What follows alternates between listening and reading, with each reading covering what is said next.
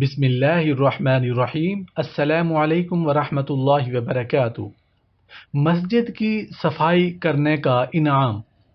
ہمارے پیارے آقا تاجدار مدینہ جناب نبی کریم حضرت محمد صلی اللہ علیہ وآلہ وسلم نے ارشاد فرمایا، جس نے مسجد میں سے ایسی چیز باہر کر دی جس سے تکلیف ہوتی تھی، جیسے کوڑا کباڑ کانٹا، اصلی فرض سے الگ کنکر یا پتھر وغیرہ، تو اللہ تعالیٰ اس کے لیے جنت میں ایک گھر بنائے گا۔ سبحان اللہ سبحان اللہ سبحان اللہ۔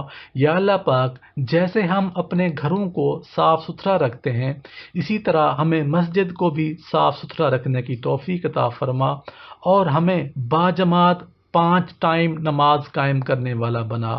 آمین یا رب العالمین۔ السلام علیکم ورحمۃ اللہ وبرکاتہ۔